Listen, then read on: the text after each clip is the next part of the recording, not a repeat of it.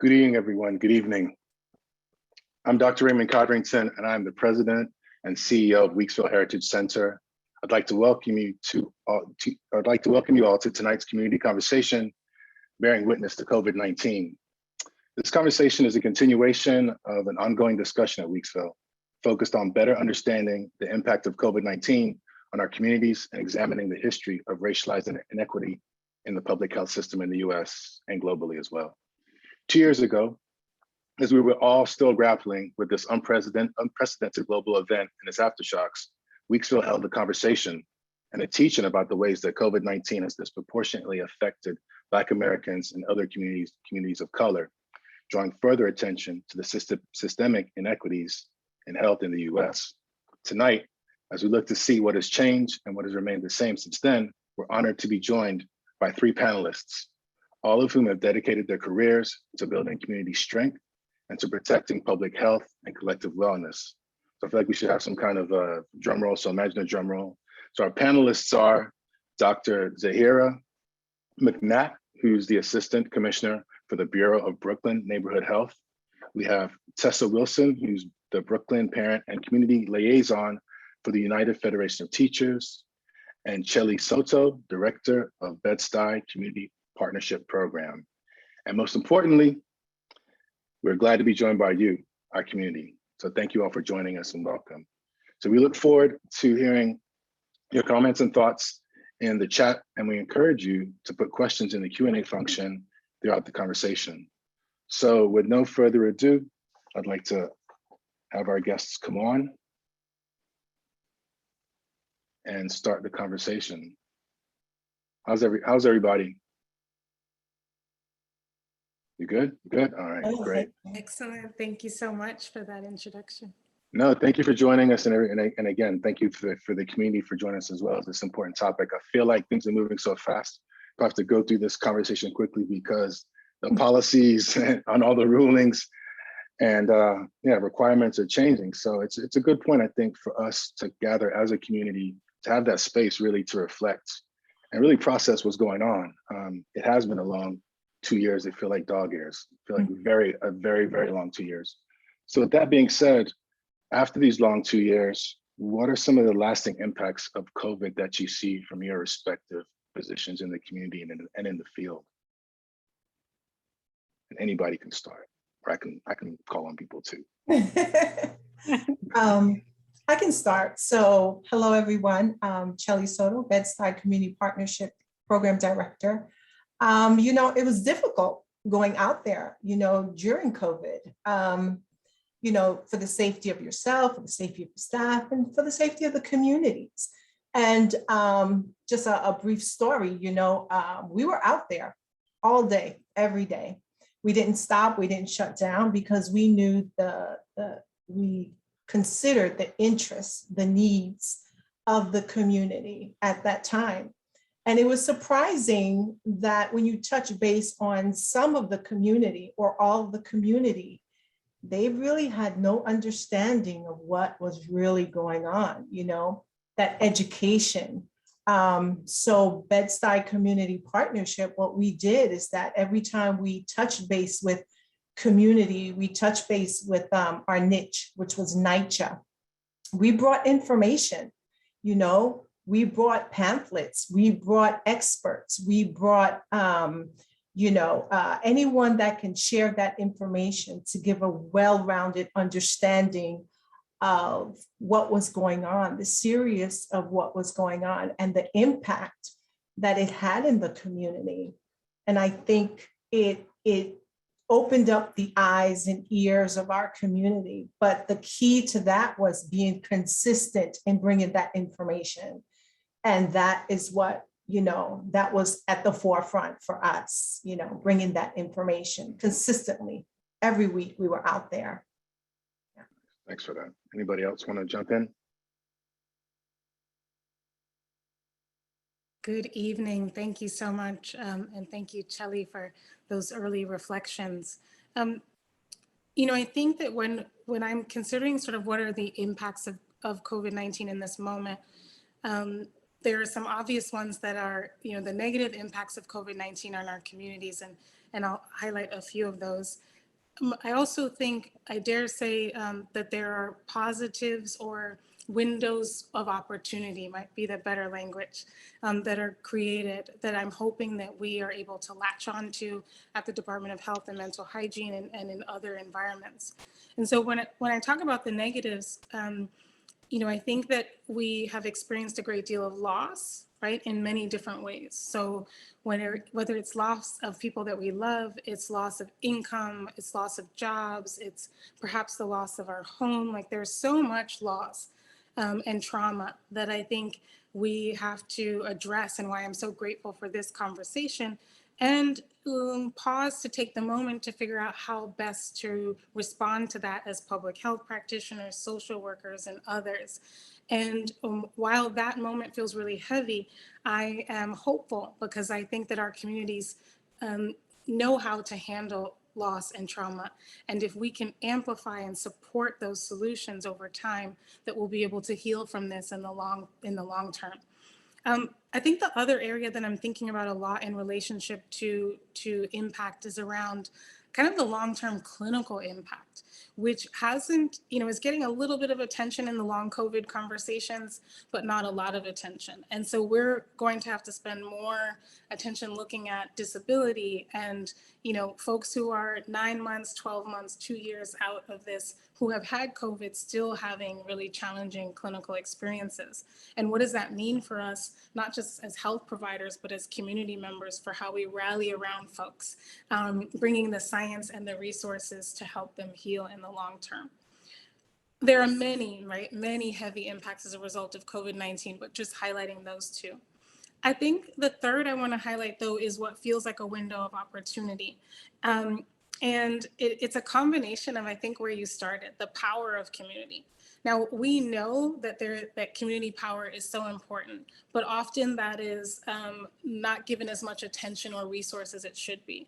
And yet we saw organizations, large, very resourced, in the early part of COVID-19, if I'm super honest, completely fail at the response for many communities, but specifically for Black and Brown communities. So early 2020, there's a flailing of organizations and agencies that should know what to do, but don't, and are struggling.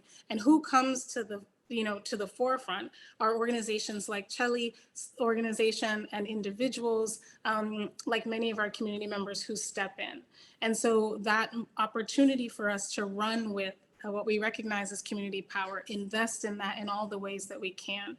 And finally, I would say to go directly, particularly in health, at the issues of racism, structural oppression, historical disinvestment, all things that within communities we honestly talk about. Within health, we tiptoe around as though we're afraid to say that that's the real reason why outcomes have been so poor for COVID-19 or anything else. And so it does feel like we have this moment or this window of opportunity to go directly at structural oppression and its connection to health outcomes, and then together craft a new way forward.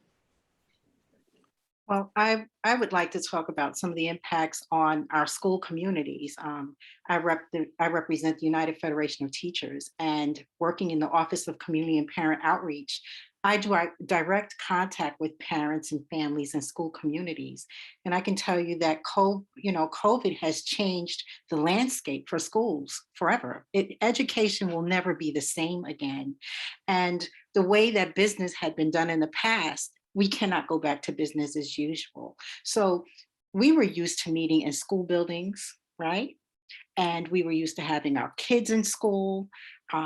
So much changed because our buildings were shut down. So as a result of what we thought of as community was just gone. And we had to reinvent what that was and what our outreach to school communities would look like. Dr. McNatt talked about how organizations failed. And I'm going to be very transparent that some of my earliest meetings with parents were just dismal failures. It was very hard to learn how to read a virtual room. And let's talk about the fact that we were in a virtual room for the first time. So it wasn't something that we had practice with. And being in a room with people is very different than showing up in a venue such as this. And so being the kind of person that I am, I'm a very touchy-feely, I'm one of those very hands-on mama love kind of people. And I'm used to hugging my parents, my students, and it's just who I am. Not being able to do that, I felt out of touch. And I had to think about different ways to connect. I had to revamp all of my communication. And I found myself being on the phone because our office was shut down, like schools, just being on the phone. And understanding that I had to give parents space to where they could safely talk about what they were experiencing, and coming to understand that the trauma that they were explaining and expressing to me, that I also was going through in my own personal life, had changed us forever.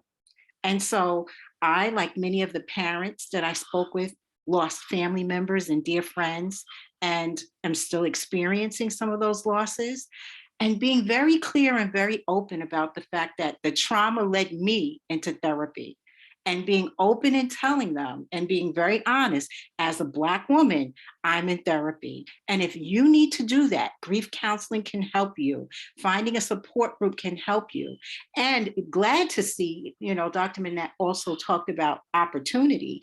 There's a lot of conversation in schools now about social emotional learning and trauma-based informed learning as well. So the landscape for schools have changed. It is a major impact on school communities and education, and we will never go back. And I'm glad, because some of the things we shouldn't return to. Mhm. No, it's interesting that in all your comments, you talked about how COVID-19 has changed your work environment or the communities. Are there any patterns that you see, or any lasting impacts or lasting change that you see? So for example, people gaining more access to therapy was one thing that you mentioned. Education changing as it unfolds, or in the future it's going to be different. Are there any kind of long-standing patterns, behavior changes that you see in community members as a result of going through the pandemic that you see continuing throughout? A lot changed during the pandemic. What's going to continue to change? May I? Sure. I would very much like to say that I watched parents turn into educators and then advocates. And I watched parents go hard, and they are not going to stop. I am so very proud of the parent leaders that I worked with, because they began to give voice to the inequities and inequalities that we knew were there. And I'm so glad that they are spotlighting it in a way that it's now being elevated to the highest levels in education. And I'm really praying that we will get to see the changes that they're advocating for. But it has birthed a group of advocates that are really sweeping our school system. And I'm super proud of them. And I think in my experience, what I've seen too is community has become community, meaning that we just don't go out there and provide food for, referrals. They say, hey, what can I do to help? What can I do to help what you're doing, or be a part of the tabling event? Or can I bring a resource? I know someone in an organization. Can I bring them? So I think this long lasting through COVID, it has built community on top of community. People are looking at each other differently in more ways than one, but they're looking at it as Tesa was saying, more as advocates, more as I got your back, we have to do this together. Because I really think it opened up the senses of what was really out there, and how can we mobilize together individually, as families, as a community, as a unit, in order to move past COVID, but get all those skills while we had, during COVID to move us, so I think that's a lasting thing. I'm just curious, do you feel as though all your constituents, stakeholders, people that you deal with on an everyday basis, has that organizing and that advocacy moved into thinking about broader, the ways in which the healthcare system either succeeded or didn't succeed is anyone talking about systemic change at the level of the health system? I think that I would have to say that's on an individual basis, whoever the partners are out there. But yes, I think health-wise, people are looking at it differently, and to be transparent as well. If you're at home sitting for 2 years, and you think everything is okay, and this goes for anyone, you think everything is okay, and those walls start closing in on you, things are not okay. You got to start reaching out. And I think this 2 years was such a window of disconnectedness that people just started falling back. But for those social workers and clinicians and, advocates that are out there, we looked at the bigger picture and said, this is more than just COVID. This has to do with a community that long has a history of not getting the mental health, the physical, the anything, there hasn't been an advocacy there. And that's why I said community is turning into community now. It's going to be a long process, but if we continue to, like you said, the big organizations may have failed us, but if we had these grassroots organizations, still pulling, still grasping, still saying, hey, we can do this, I think those physical, mental, educational, all those resources, like a domino effect. One has to be pushed in order for it to, effectively work. Excellent. Thank you so much for sharing all of these great perspectives. And I think to your question on what are health systems doing, or what is public health perhaps doing, and how, are there changes being made that might be long lasting? And I don't think I can promise that they're long lasting, but there are some positive changes that I'm hoping will be, and that we can latch on to this moment and push forward. And so I think that is particularly in this space of being very honest and truthful and utilizing the data that proves that racism is the reason for health inequities.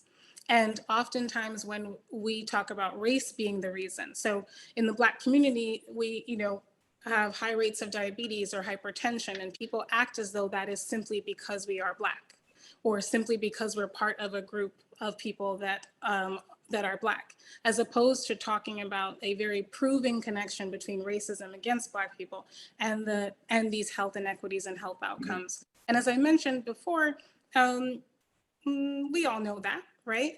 But within public health, I think for a very long time, we were tiptoeing around that and saying disparities exist, but we can't figure out why, right? And so I think this gives us a moment to utilize that data to prove that these outcomes, whether it's COVID-19 or anything else, are a result of racism, and to tackle that straight on. And that moment you're seeing in departments of health as they declare racism a public health crisis across the United States, in other parts of health systems as they attempt to tackle these issues. The challenge is, does that sustain beyond this moment?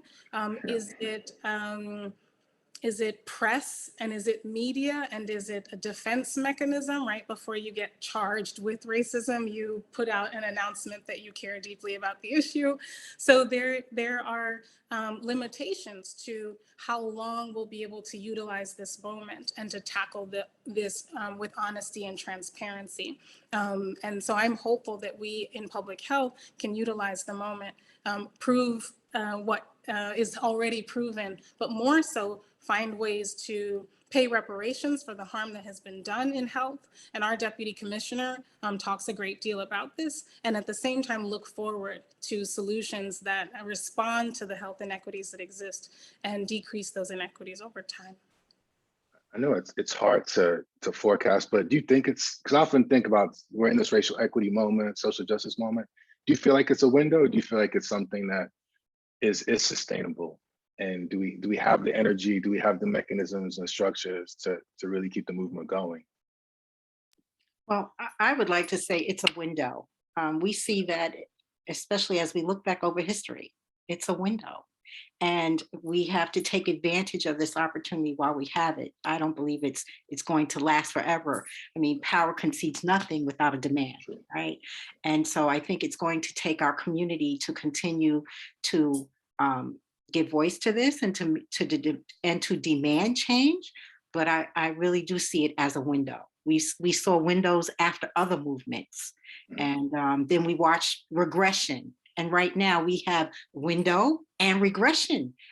Which I find it's juxtaposition as there are moments where I'm baffled. I don't know where I am. So voting rights are being pushed back on, and that's the regression. And yet we are talking about health disparities in a way that we haven't before, right? So, you know, it's one of those, like I said, it's that oddity, that juxtaposition where we have one thing going on.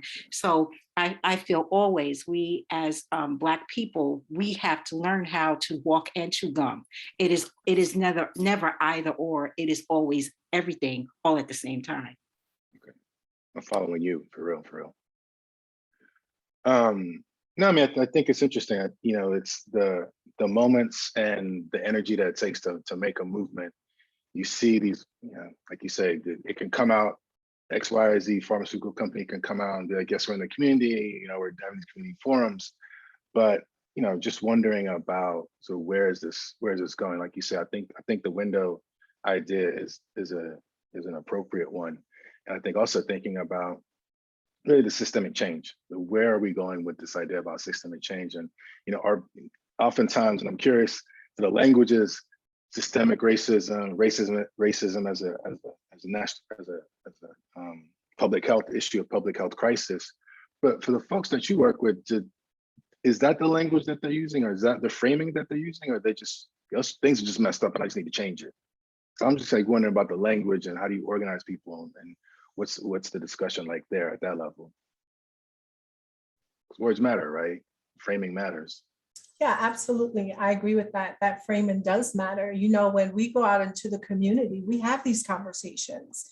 You know, there are a lot of maybe residents that are afraid of having the conversation. Is, you know, it's a lot to process. You know, the last 2 years, we had to have processed a lot. So you have to be transparent when you have these conversations, and you have to start out with just a simple question. How do you feel? You know, how do you feel about what's going on? You know, when I have my community meetings once a month, that's the first question I ask is, how do you feel? You know, because that's important, you know, and it's important for the community. And as leaders, you know, we have to feel a certain way. Yes, we're human behavior, but yeah, you know, it's just about just being transparent, asking those questions. And I think those questions lead to other things, you know, other concerns that are happening in the community, you know, and when you ask those questions, there's a level of trust. When you have that trust, it's like building blocks when you're working in the community. You can't just go out there and say, you know, we're going to get out there and, you know, advocate for A, B, C, and D, you know. We want to see how you're feeling, how you're processing, because it's a lot to process. You figure from day one, from COVID until now, the news, the media, the you know, being surrounded by losses, that's a lot to process. So as a community leader going into the community, and I go in the community, I ask that question, how are you feeling? You know, because that's what's going to lead you to know what's going on in the community, know what individuals are feeling. And if it's as tight a community as they say they are, they're not the only ones feeling this way, you know. And this way, when you assess this and analyze it and get the data, then you start bringing in those resources so these families and these residents can get connected to what they really need. Yes, thank you so much. So, you know, I think that within the halls of a place like the Department of Health and Mental Hygiene, or sometimes in academic spaces, there's language and vocabulary that isn't the language and the vocabulary of the rest of the world, right? And we have to admit that and utilize that language where it's helpful and change it and modify it when it's not. And so I think, to your point, No, saying that racism is a public health crisis is not a common conversation that we're having out in the community. It's the conversation we're having that's pushing on the bureaucracy to say you must admit the harm that you've done as an institution, that we've all done as members of these institutions. And then we have to figure out how to move forward and how to adjust. And if we're responding to inequities, we're not talking about issues of equality, we're talking about issues of equity. And that means that sometimes when you respond to an inequity, it actually looks like more for a disenfranchised community than it does for a community that has had everything they need. And so that the language that we're sort of throwing around is often language pushing back on the powers that be and on the systems and structures that have done harm for such a long time. But I did want to say the conversation around racism is happening on the communal level under different terminology. And so I know some of these folks might be online tonight, but part of my team, Sharon Marshall and Dr. Jennifer Pierre and Conchessa and many others who are from Brooklyn Bureau of Neighborhood Health were at Kingsborough Houses this weekend. And there to do regular community response around education and tabling and vaccines and PPE and surveying and all of those things. And in those conversations, whether we're using the vocabulary of academia or not, people are talking about racism, right? And we have to hear that and then name it with our community partners. And an example I'll give is when we asked a community member about why you're not, you chose to not be vaccinated. Tell us more about that. And someone said, what is this mobilization of resources? Vaccine vans everywhere, opportunities to get tested everywhere. This just vast mobilization of resources. And in the last 25 years of my adult life, I have never seen this kind of mobilization for anything I've actually needed in my neighborhood before this. That's racism, right? Like why is that happening? And so now I don't trust this dramatic mobilization because I've never seen it happen for my community before. And so I just wanted to highlight that as one example of folks calling out racism, but maybe not naming it. Well, I have to say that language really does matter in the circles that I deal with parents and educators. I have to be very careful. The conversations have to be very careful because if you start tossing around certain language, you shut down communication immediately. And you have people who will say, but I'm not racist. I'm not trying to say you are. I'm saying that the system is racist. So having these conversations, people they take it very personal, where they have to understand that there are systems where we're talking systematically. It doesn't mean that I am saying that you are racist. It doesn't say that you're the one who's perpetrating the racism, right? And so some of the conversations that I've had with outside of the Black and Brown community has been a challenge in that way, because they'll say, I see that there's a problem. I see that, but again, I have to be very careful with language. No, that makes sense. I mean, I think one of the things that's come up a couple of times is questions around advocacy, change, and really our community's notion about trust. And how does trust lead to change? For the folks that you work with, where are they on trust in the medical system or trust in systems to work for their benefit? So for example, Dr. McNatt, you talked about the mass mobilization and people maybe looking like, maybe embracing it, maybe doing a little side eye, maybe a mix of both, or it's on a continuum or range. Could you just say a little bit about, or any of you or either all of you say something about how does this notion about trust in institutions and specifically the medical system play into your discussions and how you engage your communities? Where are people at on trust? Yes. Excellent. Thank you so much. I mean, I feel like this is such a core issue, right? And I might reframe it just slightly, because I think that we're often talking about why don't people trust us, whether we're in public health or medicine or nursing or any other aspect of the field. And I think that's actually the wrong question, right? I think the question is, why are we not trustworthy? And if we sort of come to terms with the fact that as health systems and public health structures, that we have not historically and in the current moment may not be as trustworthy as we believe we are, then that's the work we have to do. It's not about convincing you to trust me. It's about becoming trustworthy as an individual, as an institution. And so I think that puts the onus back on us as health institutions to fix ourselves, rather than to be working on like, how do I convince you to trust me? And so some of the things that we're hearing from folks, particularly in, as I mentioned in this week's time at Kingsborough House, is we're hearing folks are, struggling with all sorts of aspects of what they believe to be true. And in order to become trustworthy, I think we have to do a couple of things. We have to tell the truth. We have to admit when we didn't know what we were doing or we made mistakes, and publicly, not privately behind closed doors. And we have to, as Dr. Michelle Morris and others have talked about, we have to actually look back on the harm that's done and pay reparations for that harm. And that is a radical conversation within health spaces, but it's being had in this moment, whether it's around COVID-19 or cardiovascular disease or cancer outcomes or other things where the harm that has been done, if you look back 5 years, 10 years, 25 years, is measurable and proven. And so part of it is telling the truth, part of it is looking back, admitting where we have failed, and then in pushing this reparations conversation into that space, not just, as Dr. Morris talks about, not just national reparations, but reparations where health systems have done harm over time. And so those things, I think, help to build trust. And then, of course, moving forward into the future, being able to offer communities the level of service that they demand and are deserving of.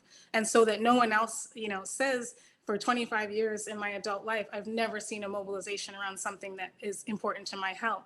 And we want people to see mobilizations around every health issue that is of concern over time. Thank you for that reframing. Hello point. Thank you. Anyone else? So I think part of where sort of I feel like the conversation is going and is really about what's happening now and what you're seeing in regard to vaccinations and masking, and where do you find your community members, constituents, stakeholders on this?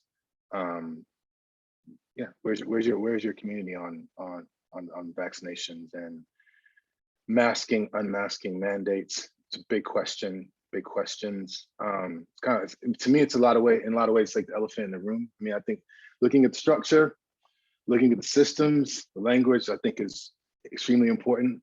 But so where we are now, in the middle of so much change and discussion and policy, and that has implications for all of us. I'm just curious about where are your communities and people that you work with on vaccinations and masking? So I can say school communities, they're all over the place. So we have a group of parents who are asking for masks to not end, and they had a rally just recently because they're asking everyone to mask for a friend, to keep continuing wearing masks. And then we have the other extreme of parents who never wanted their children to wear masks because they felt that it was somehow against their children's rights, personal rights.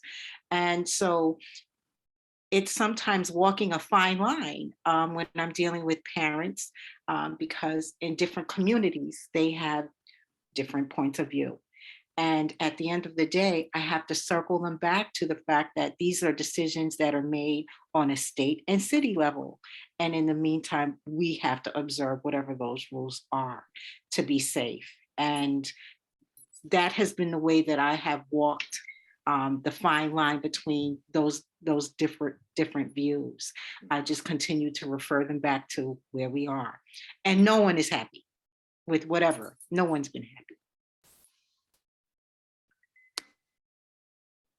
Yeah, I agree with that. In working in the community, we've identified our niche as working with the NYCHA population, and there's always hesitancy, in something new, something that doesn't look trustworthy, so to speak, so we have to be consistent. We chose to be consistent in educating our community and saying, you know, you're not wearing the mask, you're not getting vaccinated, here are your options.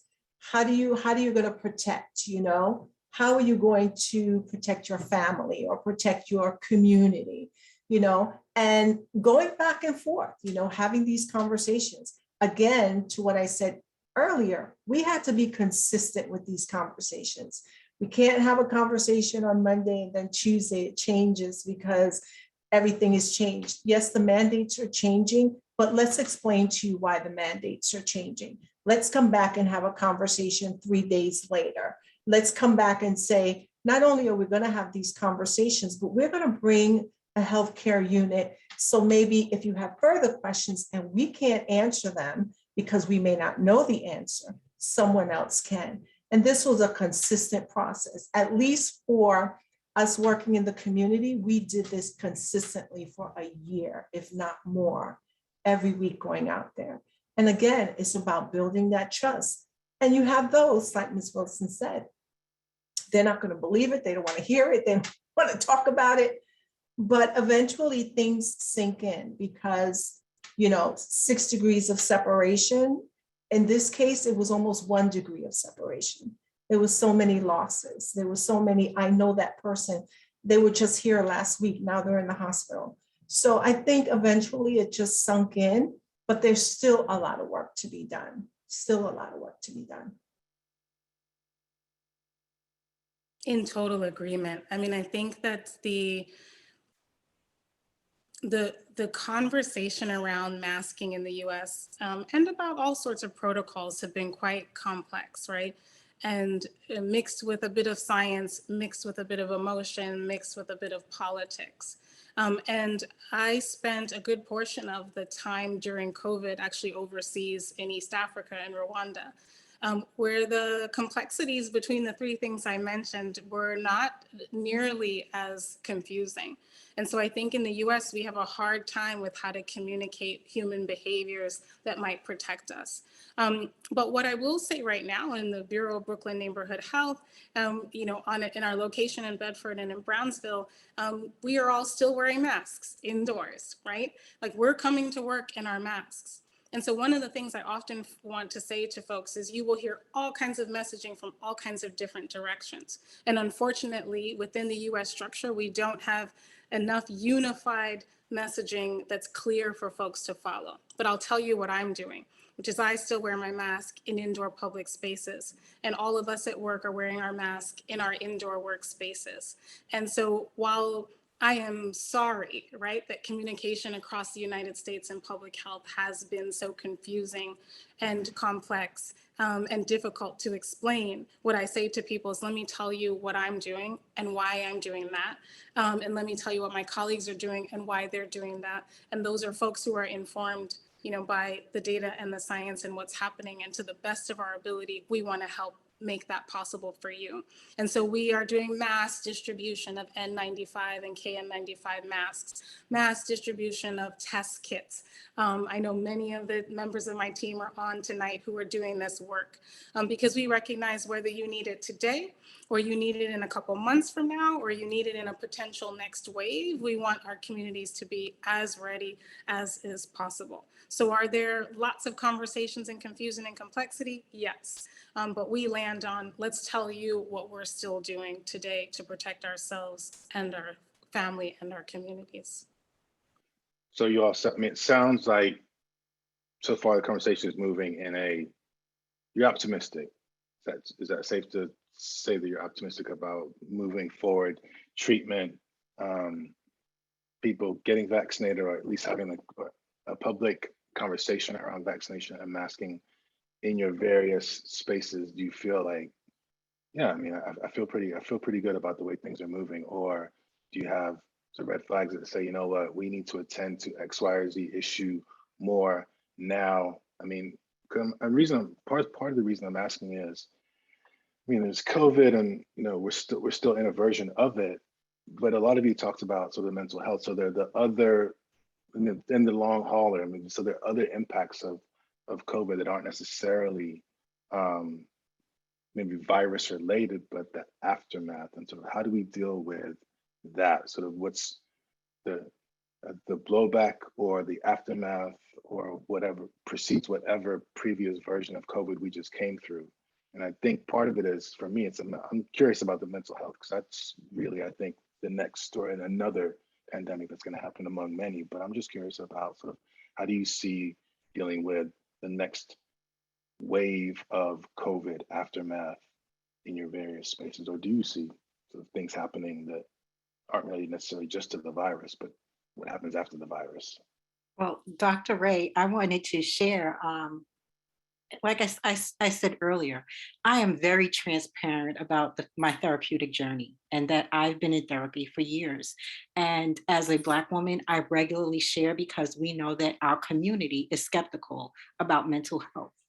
And so when I tell people that I have a therapist, every Thursday morning, I have a slot that is, blocked off so that I can spend time to talk about my mental health, so that I can then be a safe person for my parents and my community to come to, right? And I always tease my parents to say, if you ever see me on the news, running down the street like a loon, right? And screaming at the top of my lungs, is because I miss therapy. So self-care is necessary. And one of the things that I began doing, instead of my PTA presentations and how to have effective meetings, I started doing a simple presentation on self-care. And it is now my most in-demand presentation that I do. And so I talk about never be too hungry, too angry, too lonely, too tired. We all know HALT, right?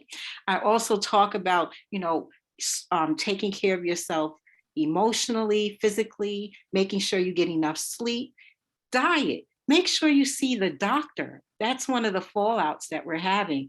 I myself, like many people, have missed doctor's appointments. And this is definitely a fallout of COVID, because people stayed away from seeing their healthcare professionals. So you have children who have missed seeing their pediatricians regularly.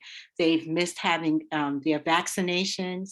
We've missed our mammograms, having colonoscopies. All of these things we've been missing out on. And so I'm talking to my parents about taking care of these things, because in the long run, you cannot pour from an empty cup. You have to make sure that your cup is maintained. And so I'm very transparent about this when I'm talking with parents, because I want them to understand you have to be well to take care of your kids. So thanks for that. Anybody else want to touch on the self-care aspects? Just to touch on that, piggyback on the importance of self-care. As a program director, like I said earlier, I do check in with our partnerships every monthly meeting. But when we do tabling events, when we go out into the community, we bring our partners with us, and we always have someone from mental health services there, because a resident may not feel comfortable to say, oh, I'm going through this. But if you have that trust, they may say that. But if you lead the way to that resource, they may say, hey, I need this. So we make it visible to say, hey, if you want somebody to talk to you, if you're not feeling good, it's okay. The old cliche, it's okay not to be okay.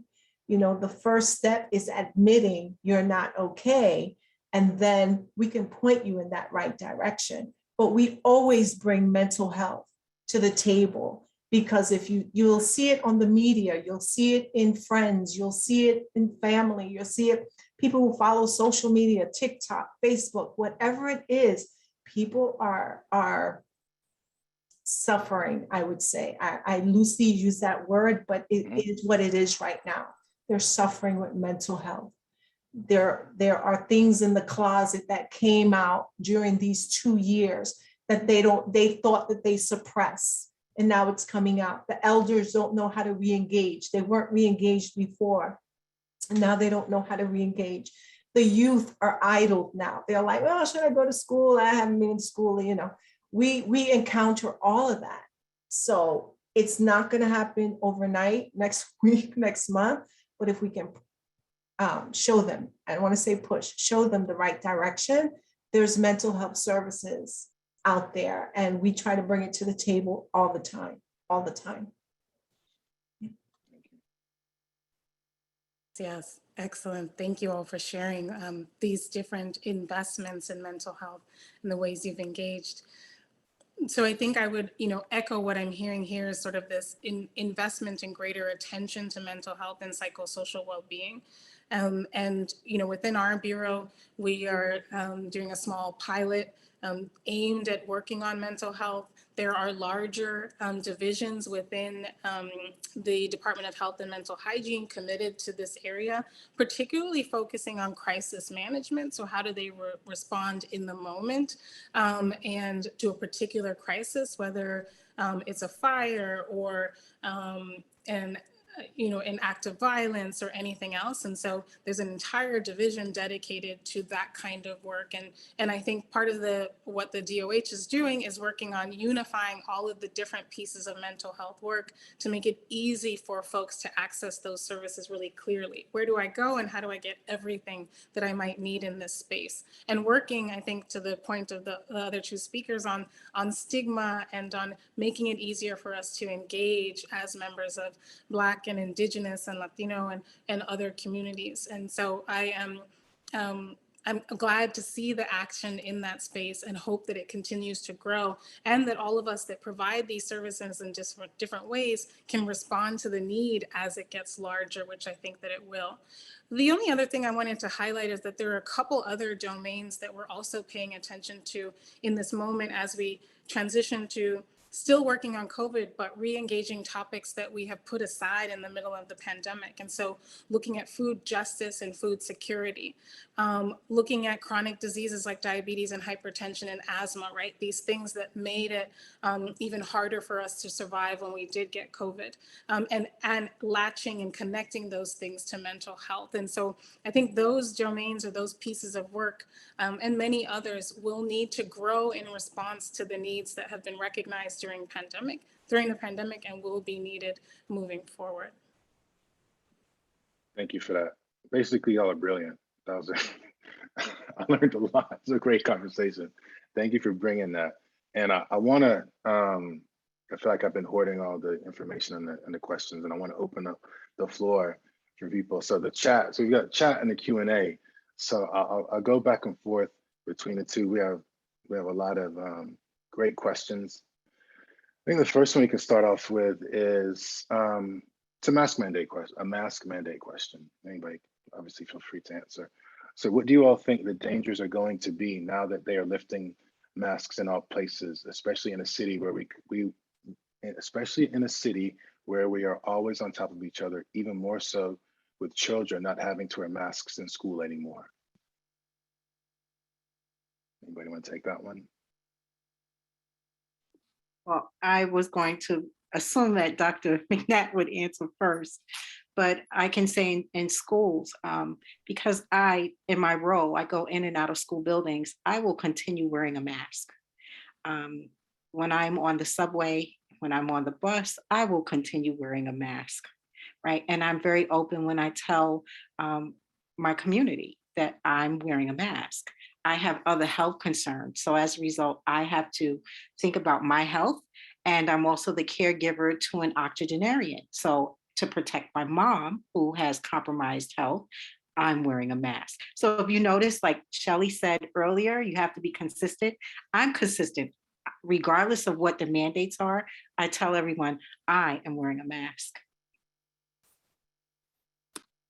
Yes, in total agreement, because I think that,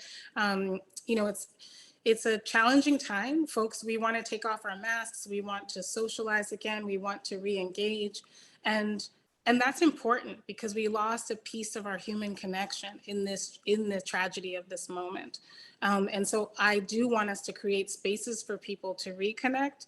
And I think that's an important role for us within the Bureau and for many of the organizations that I'm sure are logged in tonight.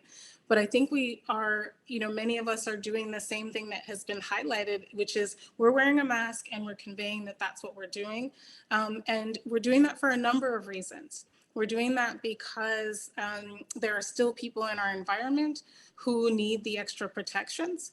And I think that, you know, one of the things in having worked in the US and worked outside of the US is a recognition that in the US, we struggle with the idea of the collective over the individual. And I would love to see that be part of the change that happens in this COVID moment, is that we start feeling responsible for the entire collective, and not just, do I not want to wear a mask, or am I really uncomfortable, but that by doing this, I am protecting so many people around me. And so I'm hoping that we continue to encourage that messaging around mask wearing in indoor settings, and being able to craft a sense of collective responsibility. You know, your Ujamaa principles or your Kwanzaa principles, or, you know, the principle of Ubuntu, the I am because we are, those senses that our collective protection is more important than my individual desire. I, you know, from the deepest place in my heart, hope that that shifts within our American psyche as we move forward. Good point.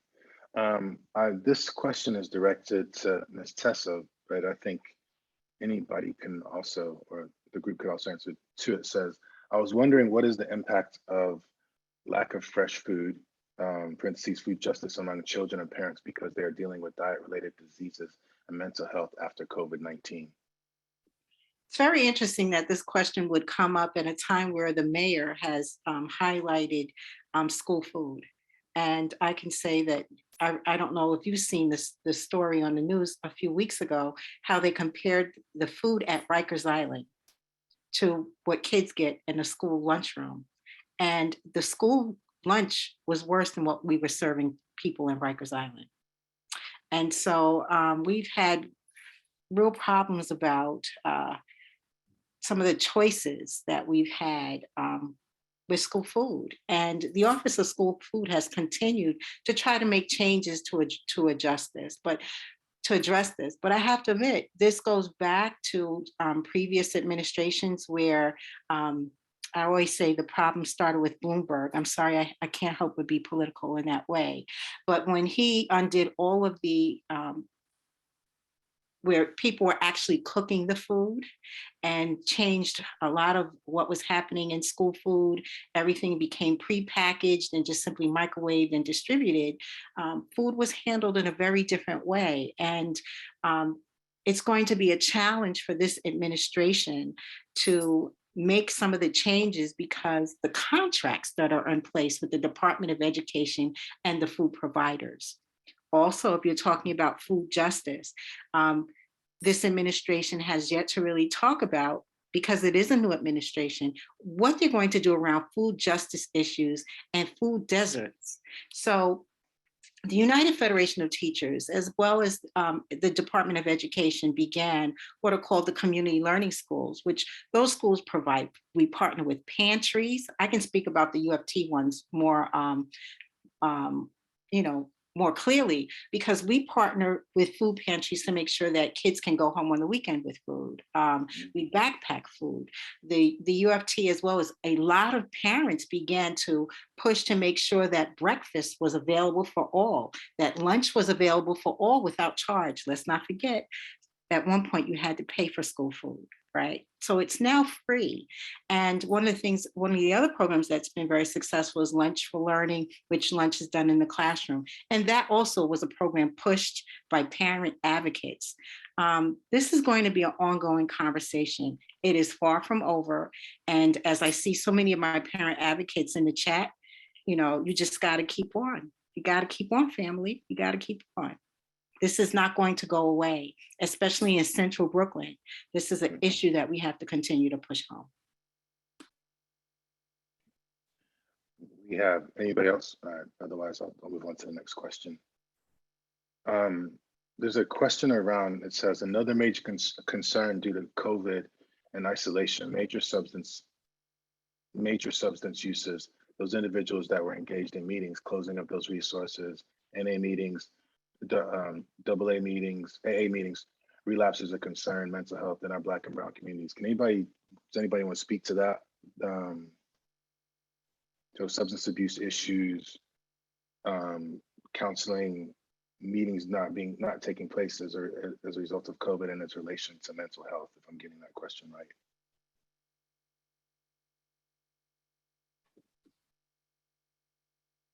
So maybe I'll jump in. The only thing I would highlight is, just sort of in agreement with the statement that this is and has been a concern over the course of the pandemic, before and after, right? But seeing sort of heightened increases within the pandemic period. And what I think that means is that many of us organizations are sort of reinvigorating our responses. And we have seen this around substance use and mental health, but also around many other sort of health conditions that during COVID, people weren't showing up for care, whatever that care may be. And rightfully so, trying to protect yourself against the virus. And so lots of different kinds of care that needed long-term attention have fallen by the wayside. And so we do have a responsibility to more actively engage. And now, to be honest, reaching back out to folks who perhaps during this time period got disconnected from the resources that are helpful. And just by announcing that the resources are back, that's not enough. We actually have to go to where folks are and where they're struggling and where they're having a difficult time to help bring folks back into service, whether it's for mental health and substance use, or it's for mammograms and pap smears or any other issue. And so I think for many organizations and agencies, the work is not just saying, hey, we're back. It's also saying, hey, we're back, and let's step all the way into where communities and where people are suffering the most, and be at the most grassroots level in order to get folks back into services and care. And that is easier said than done, and often not something that large agencies do, right? We announce that we have something and we hope you come to the door. And that's not how you respond in crisis. You go out looking for people in need, bringing resources with you, and then perhaps bringing them back to the facilities where you're providing service.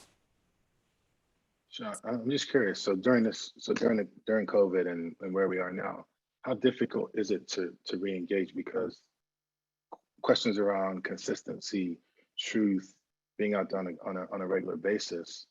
But once people kind of maybe fall off the radar or no longer that visible, how difficult is it to re-engage people that need the help and need the services? I'm just curious. Oh, I can say it's challenging. Because I've not been meeting with parents regularly, and parent groups are not meeting in person. They've even extended the open meetings law so that they can continue to meet remotely. I mean, this is where we are for the rest of the school year. You have lots of schools that are continuing to have their PTA meetings remotely. And I've had more than one parent or even colleague say, I don't want to meet in person. I like the idea that I can be at home in my pajamas or, whatever. And I'm like, so we now have to coax people into meeting in person again. And I have a millennial daughter who chose her job knowing that she could work remotely. Right. And so I'm having challenges, with, okay, so how can I get everyone out? Of course, food, right? So we'll do food, or we'll do a resource fair, but we're now having to bribe people to re-engage.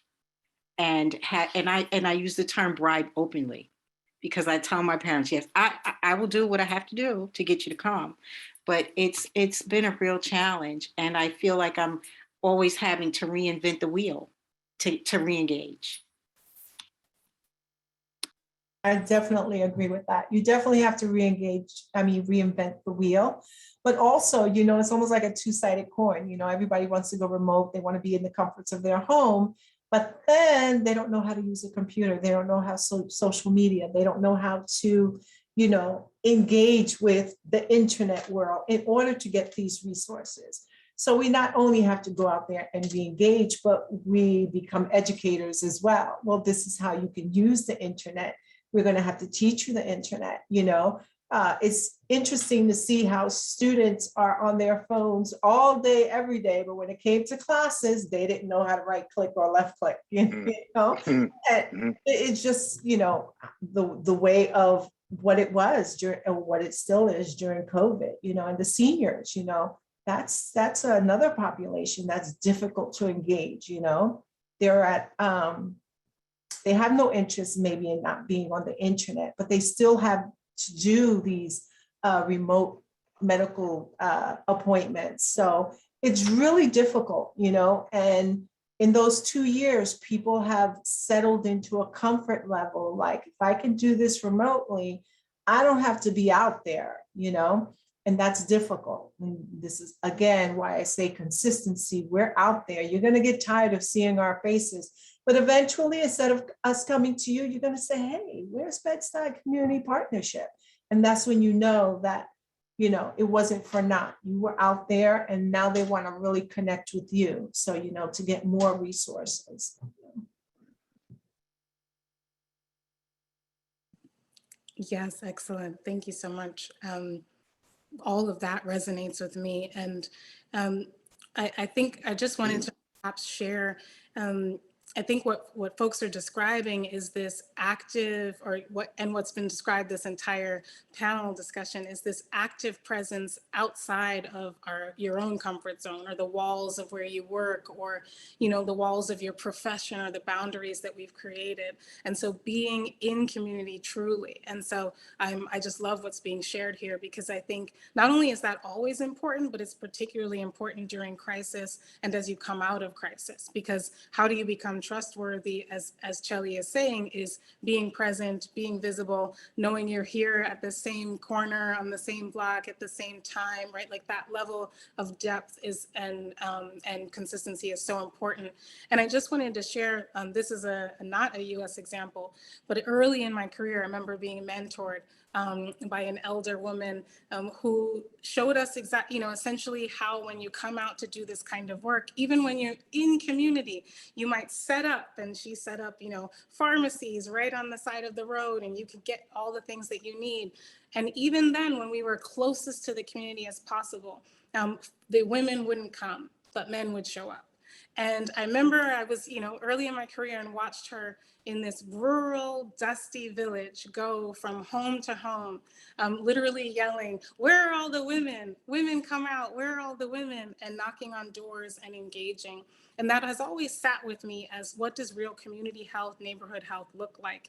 And it is leaving the walls of whatever institution you're a part of and being all the way present in community. And I remember that being my first learning, and then listening to you all speak here in tonight's panel, just sort of re-emphasizing that that's what the work is over the next couple of months and couple of years, is being deeply in community, and forcing the powers that be to invest in that kind of work. And I think that we are often investing in work that's so distant from community that we don't get to see the impacts we're looking for. And so I'm hoping that we are encouraging great investments in the kind of work that you're hearing across the panel tonight. No, I mean, you definitely have the energy, and it's definitely coming through. I'm curious about, I know we talked about self-care and we talked about mental health. I'm just curious really about what keeps you all going, what keeps you doing the work, what keeps you in the field. Like, how do you sustain yourself? I know self-help self-care has been a big factor, talked about a lot, but how are you sustaining yourselves outside of that? Or including in that? I want to take self-care off the table. Well, I'm very. No, I wanted to share very openly. I am a woman of faith, and as a result, that's what continues. That allows me to continue, and to understand that I'm here so that I can help someone else. And that's my driving force. I understand that I'm in the world with a purpose. And that purpose is to go about and do good and help those who are oppressed. And as I see that as my guiding point, right? That's my personal mission statement. So I wake up every day, what good can I do today? And that good may simply be share my smile, right? That good may be finding a resource for a parent, matching a parent with a tutor for their child, answering some questions, or crying on the phone, right? Whatever that is. And whatever that good is defined at that moment. And that's what keeps me going. And I have wonderful community members and friends, and because my parents are my friends, they've become my extended family. They're my girl squad, right? They're my cheerleaders. And we feed one another emotionally and spiritually. And like Chelli keeps going back to community. Out of that, I have community, I have family. And so that's what keeps me going. That's why I'm able to give back, because I've had so many people pour into me. Yeah, I agree. There's always a sense of faith that you should have, but you know that it's your calling when you're not even working in the community and you just extend yourself regardless. It's not Monday through Friday. It's not 9 to 5. It could be a Saturday afternoon and you see someone that may need help, you just sense it, that you just want to extend yourself and say, hey, are you okay? And just having a strong support system, ground yourself in something, you have to ground yourself in something other than your work.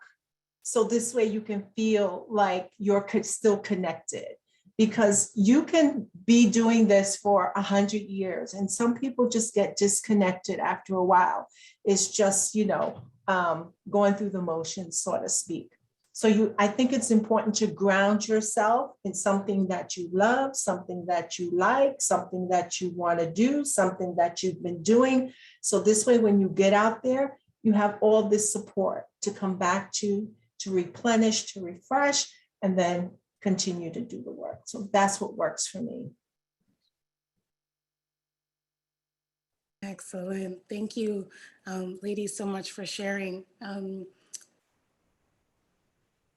I am relatively new to the Department of Health and Mental Hygiene, 2 months in fact, and it has been quite an exciting opportunity, particularly to be connected to the Bureau of Brooklyn Neighborhood Health. I'm originally from New York, and the folks within the team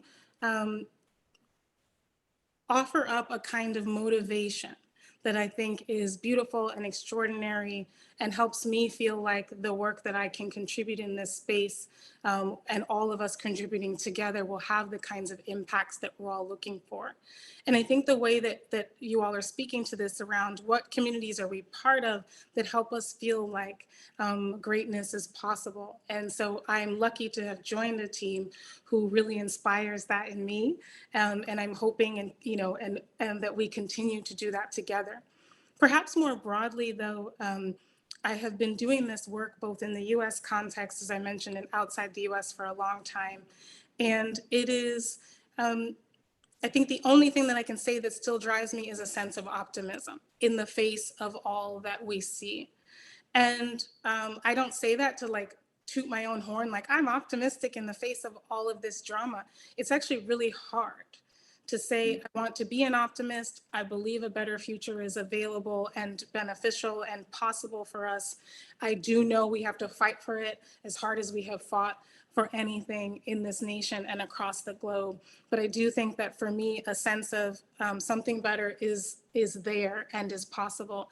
And if I continue to think that way, I can get up and play in, and play is the wrong word, but participate in the fight for justice, because I think that that there's better for us in all these different domains, whether health or education or other aspects of our lives. And so that sense of optimism motivates me to keep in the game.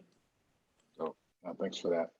I mean, it comes through. I mean, we're on Zoom, and everyone's zoomed out, Zoom fatigue, but definitely your energy, compassion, and caring, it's coming through. So I want to thank you for that. I'm going to thank you at the end, but I want to thank you right now because that was what all y'all just said. And then, so we have time for a few more questions. We have a couple of, just to pick up on one aspect that we've talked about a little bit, is the SEL question. There's a question that says, how do we begin to address the fear that still exists with families suffering from the aftermath of COVID and the SEL component? Secondly, most of us do have elderly living with us at home that we are taking care of, and fear is still real as the students are back in the building and have to communicate daily. I don't know if it's communicate. Oh yeah, communicate daily. Does anybody want to address that? So the SEO, and then having to work cross intergenerationally. The fear is real. That's why earlier I shared I wear a mask. My mom, like I said, I'm one of the caregivers for a woman, for my mom who's 86 and has, compromised health. I myself have to think about my own health. And these are conversations that I have with people who are, my inner circle, so that we can talk through the fear. First of all, I had to start being very honest about I was afraid. And I couldn't ignore it and try to and hope that it would go away, because that's how I started. I started there, and as I began to discuss that I was afraid and what do I do, I then had friends who were able to say, step back from that. These are some of the things that you can do. This is what you can do to take care of yourself, so that you don't have. This is what you have to do to take care of your mom, and so the hygiene, the washing the hands, the keeping the hand sanitizer, having those steps actually began to alleviate some of my fear. And at the end of the day, I had to understand that I couldn't allow my fear to overwhelm me, and I needed to do what I had to do, right? So one of the things that I'm going to recommend, because this was particularly about being in a school building, this is a conversation you need to have with your administration, right? This is a conversation you have with other parents, because parents empower one another. Remember, people in the building are your resources, right? Have conversations with your PTA. Have your principal do a PT, or your PTA have a meeting with a healthcare professional where you can begin to address those fears. That's what began to help me. And that's what I suggest that you do, because they're not going to go away. We're going to continue to have to address this now that we're in what we're calling the endemic, right? For some of us, I still don't feel like I'm there yet. I still feel like I'm in the pandemic because of some of the issues with my mom. But you have to begin by talking about it.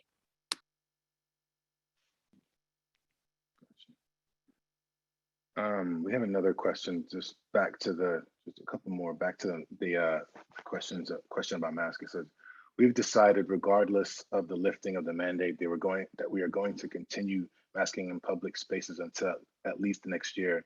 Is this quote unquote paranoia or reasonable prevention / safety?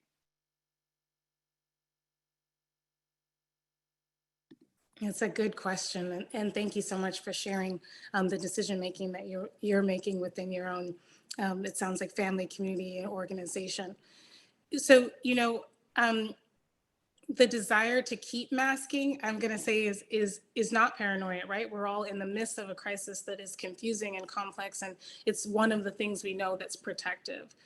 What I would say to folks, though, is as you're thinking about, like, when will I take off my mask? If that's where you are in your journey, trying to process when will you take it off, and is it next week, or is it 3 months from now, or is it this summer, or as you're trying to figure that out, both individually or perhaps as an organization, that this is where the public health data is useful to us, right? As we're looking at transmission rates and we're looking at mortality rates and hospitalization.